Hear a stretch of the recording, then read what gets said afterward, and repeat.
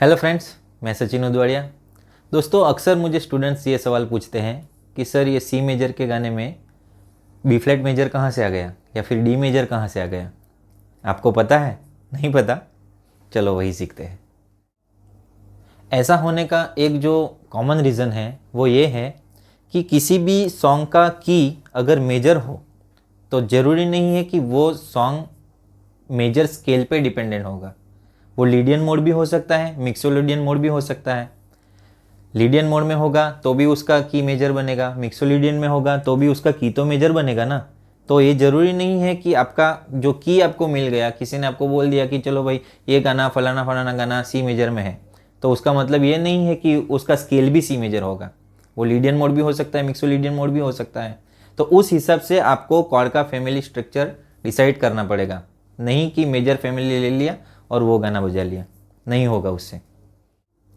अगर किसी सॉन्ग का की माइनर है, फॉर एन एग्जांपल हम लोग ले लेते हैं ए माइनर, तो ये ज़रूरी नहीं है कि वो नेचुरल माइनर स्केल होगा। वो आपका डोरियन मोड हो सकता है, फ्रिजियन मोड हो सकता है, लोक्रियन मोड हो सकता है। तो हर बार किसी की पे डिपेंडेंट होके आप उसकी फैमिली स्ट्रक्चर को समझने की कोशिश मत करो।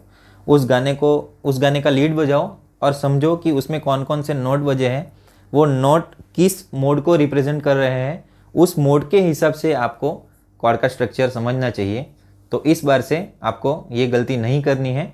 तो ये एक चैप्टर तो आपके दिमाग में क्लियर हो गया हो। ऐसा होने का सेकंड जो रीज़न है वो है एक्सीडेंटल नोट्स। एक्सीडेंटल नोट्स के आ जाने से कॉर्ड की पूरी प्रोग्रेशन चेंज हो जाती है। कभी कभी म्यूज़िक कंपोजर क्या करते हैं, अपने सॉन्ग को और भी मेलोडियस बनाने के लिए वहाँ पे आउट ऑफ स्केल कोई नोट डाल देते हैं। हम बात करते हैं अपने बॉलीवुड सॉन्ग की एक प्यार का नगमा है। एक प्यार का नगमा है सॉन्ग, वैसे तो मेजर स्केल में है, डी मेजर स्केल में है, लेकिन बेटर अंडरस्टैंडिंग के लिए हम लोग उसको सी में देखते हैं। तो सी मेजर का पूरा सॉन्ग है, लेकिन अंतरे में एक जगह पे जैसे कि जीवन का मत, तो जीवन जो है वो उन्होंने 7 फ्लैट नोट यूज़ किया है। 7 फ्लैट सी मेजर में होता है बी फ्लैट नोट। तो बी फ्लैट नोट के आ जाने से उसका कॉर्ड प्रोग्रेशन चेंज हो जाएगा, क्योंकि वहाँ पे उसको मिल जाएगा मिक्सोलिडियन मोड का टच। तो मिक्सोलिडियन मोड में क्या होता है, ई आपका डिमिनिश्ड हो जाता है, जी आपका माइनर हो जाता है और बी फ्लैट मेजर हो जाता है। इन तीनों कॉर्ड को आप वो जगह पे लगा के देखो जीवन वाले वर्ड पे, तो आपको पता चल जाएगा कि बी फ्लैट नोट को हार्मोनाइज करने के लिए ये 3 कॉर्ड आपको किस तरह से यूज़ होते हैं। ई डिमिनिश्ड के ऑप्शन में हम लोग लगाते हैं सी सेवन्थ। तो सी सेवन्थ का भी आप एक बार उसमें यूज़ करके देखो, तो आपको क्लियरली पता चल जाएगा कि एक एक्सीडेंटल नोट्स आ जाने की वजह से आपका सॉन्ग में कॉर्ड प्रोग्रेशन किस हिसाब से चेंज हो जाता है।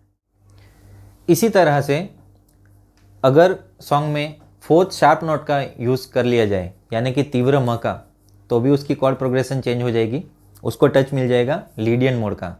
ऐसा भी एक गाना है हमारा, वो है ये शाम मस्तानी मदहोश किए जाए। वो भी गाना पूरा मेजर स्केल में है, लेकिन आप जब अंतरे में देखोगे तो हंस के जहर को, तो जहर जो वर्ड है वहाँ पे उन्होंने यूज़ किया है फोर्थ शार्प नोट का।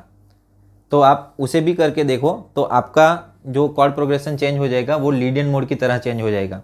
लीडियन मोड भी हमने सीख लिया है, तो उस हिसाब से आप खुद ट्राई करो और कौन कौन से कॉर्ड उसमें चेंज हो जाते हैं वो देखो, उसको यूज़ करो और फिर देखो जादू क्या होता है।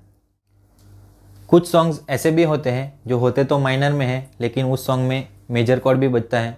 जैसे कि हमारा सॉन्ग है चुरा लिया है तुमने जो दिल को, वो गाना ए माइनर का है, लेकिन जब आप उसको बजाओगे तो आपको पता चलेगा आज तुम इतना वादा कर, वहाँ पे कौन सा कॉर्ड लगेगा, वहाँ पे ए मेजर लगेगा।